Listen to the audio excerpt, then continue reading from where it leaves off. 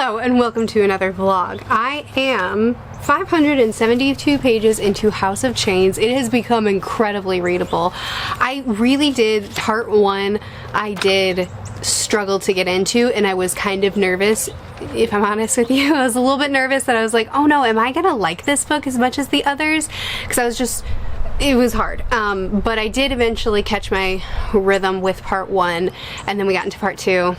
We got to hang out with Felicen. I got invested, and now part two has been tremendously difficult because there's a lot of clue laying, there's a lot of world expansion, lore, there's a lot of stuff going on, and I felt very overwhelmed at the beginning of part two, but things are starting to come together. I'm starting to feel good. I'm actually in part three right now. I'm on chapter 13, so I have begun that, but I'm not going to talk to you about part three until I've completed part three. I'm just talking about part two right now. I just didn't stop reading when I was supposed to. But anyway, I talked to you in the last vlog about Felicen, so I won't harp on her any longer, even though she deserves it. I love her. But a couple of things that have come to pass since the last time we talked. A couple of things I've figured out. First of all, there's been some discussion about the origins of the Malazan Empire, which has been fascinating to me. I've really enjoyed that, and a couple of other kind of big picture things that are being explained a little bit more, which I'm really enjoying. I have finally figured out who I was following in part one. Is it fine to say that? I think that's fine to say that.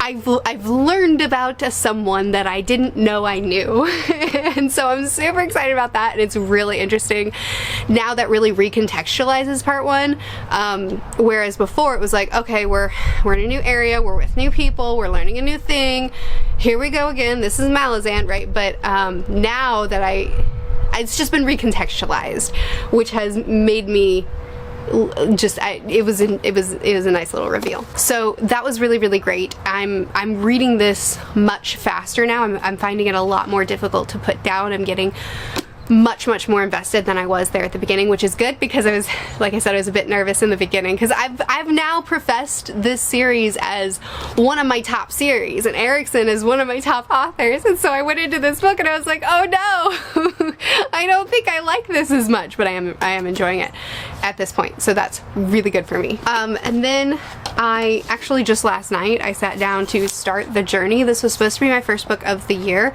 first book to complete in 2023. This is the third book like this that I've read.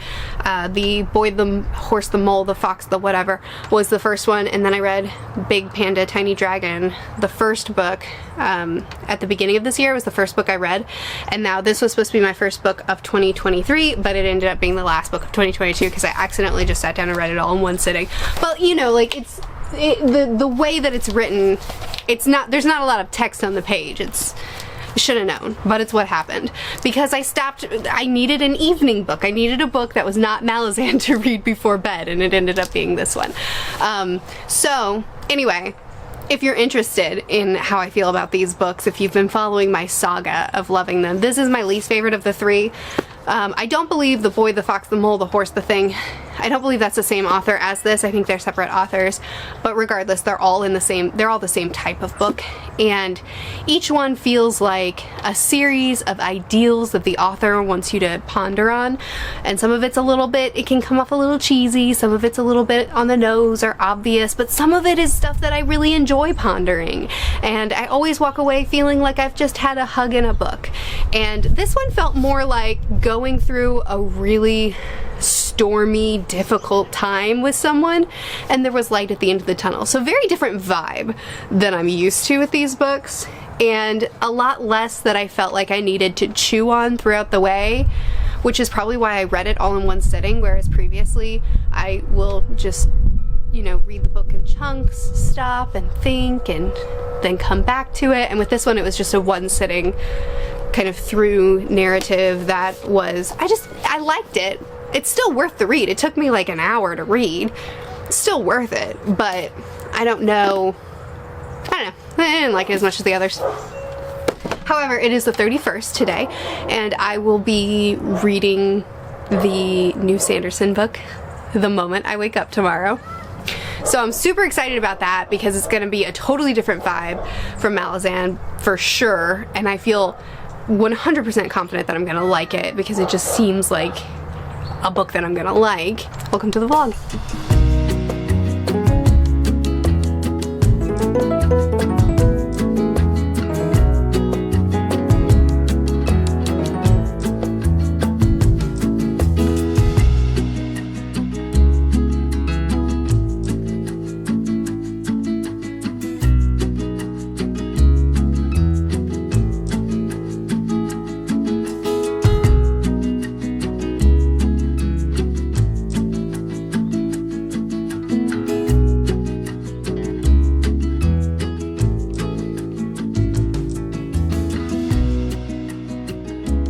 Okay, I've started Brandon Sanderson's Secret Project #1. Here's the plan. Because people are very, very spoiler sensitive for these secret projects, way more than I think your average book, what I'm gonna do is for this vlog, I'm not going to give you any information about the book. I'm just vibes. We're just doing vibes here. I'm gonna tell you the overall feel. I'm not gonna talk about plot. I'm not gonna talk about characters. I'm not gonna talk about the title of the story, nothing. Just overall feel here and now that I'm 30% into the ebook. I got the ebook and the audiobook from the Kickstarter, but I just finished 30% in the ebook. So now I'm just vibes. Just here's the feeling. And then in the next clip, because I'm definitely finishing this book in this vlog, I will at the end just tell you, was I satisfied? Did I like it? No. That's all you'll get from this vlog on this topic. So you're safe to watch. And then on Tuesday, I will have a spoiler chat where we can just hang out and talk about the book with spoilers more openly. That way, I think people who are really spoiler sensitive can still get a general idea, if you want to, on my thoughts. People who are not, we're gonna have a chat on Tuesday.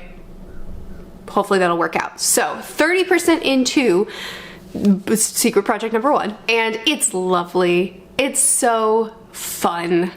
It's a very light-hearted story. Again, no plot, none of that is being discussed here, but it's a very light-hearted story. The way that it's told, the storytelling style is very light and whimsical and silly, and it all fits really nicely. I think at this point in the story, it feels so charming and sweet and very different from Sanderson's typical feeling in his books, while still feeling so distinctly Sanderson. You know, like the dialogue is still very Sanderson. The characters, while everything is of a lighter tone, is still the way they're written and the care that's put into certain subject matters and certain things is very Sanderson. Even the magic, which I think this feels more sci-fi than fantasy.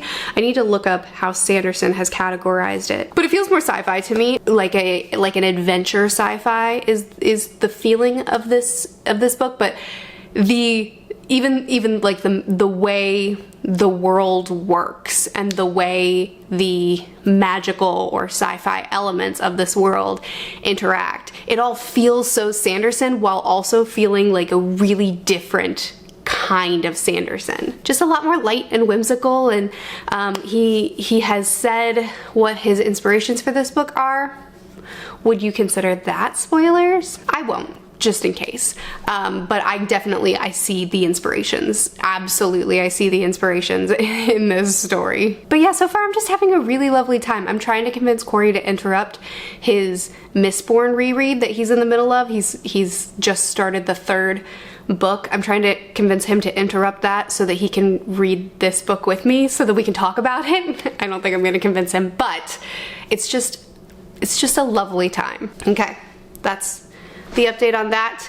I haven't read any more House of Chains. I'll probably just focus on this because it's such a light, easy, fun read. It's just nice. I'm just gonna probably make that my focus, and then I'll get back into House of Chains so we can talk more about that at some point too.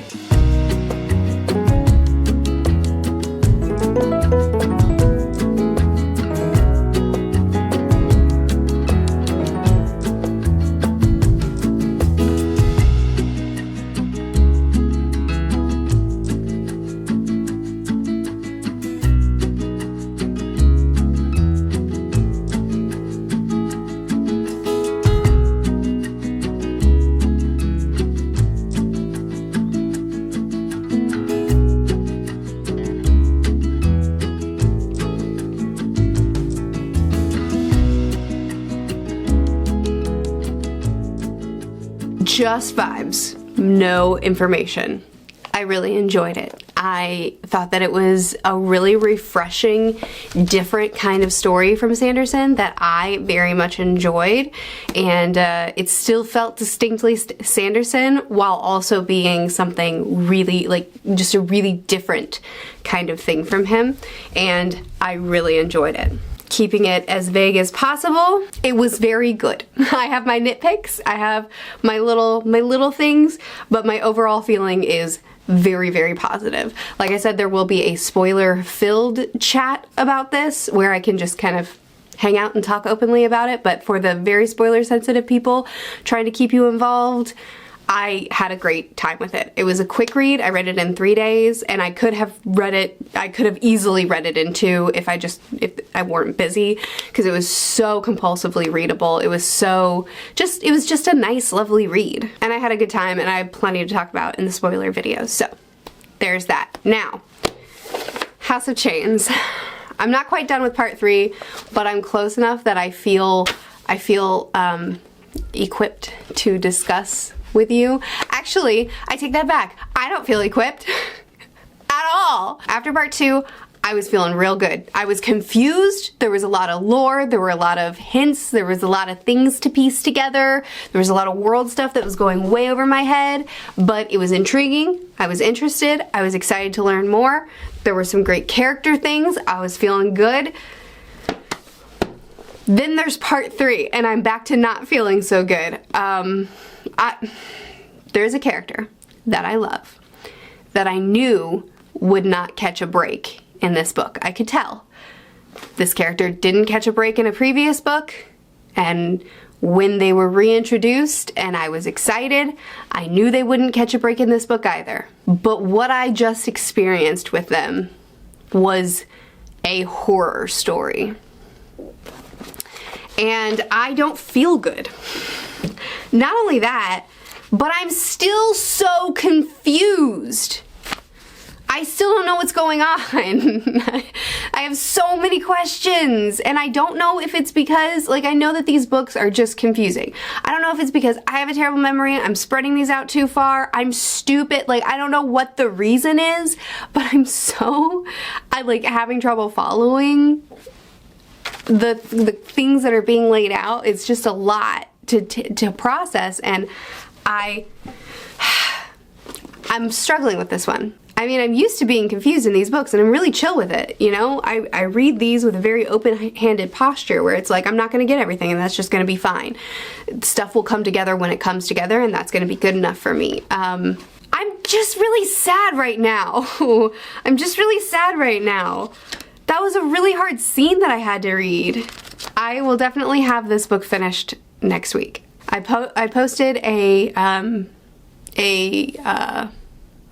short asking you to help me narrow down my TBR. It's been helpful because I've taken one book off. I've seen that there are a few books that didn't get a lot of mentions, but most of the books were mentioned many, many times, so I haven't narrowed it down very much, but it was at least slightly helpful. Manga. So I am reading The Climber and Yona of the Dawn. This week I read 1 more volume of The Climber and 2 more of Yona of the Dawn. The Climber, honestly, I'm not sure I'm gonna see this series through. I'm not disliking it necessarily, but I'm not sure I'm gonna want to read the whole thing. Still, the artwork is beautiful. Still, the scenes that we get of climbing is fantastic. But it's a very weird writing style where, you know, a character will be falling off a cliff and then flash to a sex scene, and then falling off a cliff again and then flash to a hug with his mom when he was a child, and then back to the cliff again, or it'll be really, it's just very abstract writing. Like, a character will be standing there talking to people, and then all of a sudden we get a flash of him daydreaming of him jumping through the stars on a horse. Like, it's just, like, for real, that's a panel that was in it. And it's just, it's weird. It's a weird story. And sometimes this weird sort of writing ends up being like really, really cool. Like there was a scene where somebody was being very pushy with him, and he wanted to push back but couldn't because he just isn't in his nature. And so he pulled out a remote from nowhere, pointed it at this person, and pushed pause. And then she froze. And then he crouched down and started writing down all the reasons that he should say no.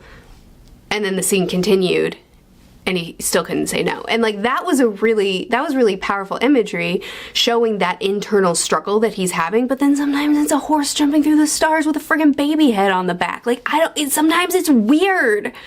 So I don't know, honestly, I don't know. It's a weird manga, and I just don't know if I like it. Yona, I think I like it. I read volumes 3 and 4 this week, and volume 3 I didn't like. I just didn't really like it. It's just still a speed run. Like, things are moving so fast, like stupidly fast. We need to find this person. Hey, there they are. We need to do this next thing. Oh, he can help us with that? Neato, let's go. It's just like, it's so fast. But volume 4 was actually fantastic, and we got more progress. We got some good substance, some good like character stuff that made me really invested in a certain character. We got some really good scenes in volume 4, so I was not feeling volume 3, and then I read volume 4 and I was like, oh, okay, I might like this. So I don't know. I'm definitely going to be reading the next Vinland Saga volumes very soon, because Vinland Saga volume 13 is coming out really soon, and I'm definitely going to start Vagabond soon. So it's not a big deal if I drop The Climber, because I've got other series that I'm really interested in, but I'm going to give Yona a bit longer because I really liked volume 4. But this will definitely be finished next week, and I'm excited for the conclusion. I'm excited for things to come together and for me to feel gratified in stuff that's happened previous. There's a lot of interesting I feel like I'm being really negative. There's a lot of interesting things going on. There's a lot of excellent character stuff going on. But it is not so far my favorite of the series. So that's what I read. I started and finished the Sanderson Secret Project 1, and I got a little bit further into House of Chains, and I read a little bit more of The Climber and Yona. I hope you've had a good reading week. Let me know what you've been reading. Let me know if you've read any of these, if you want to talk about them further. I would love that. I post videos every Tuesday and Thursday on this channel, Monday, Wednesday, and Friday on the main channel, which is always linked in the description. I'll see you again soon. Bye.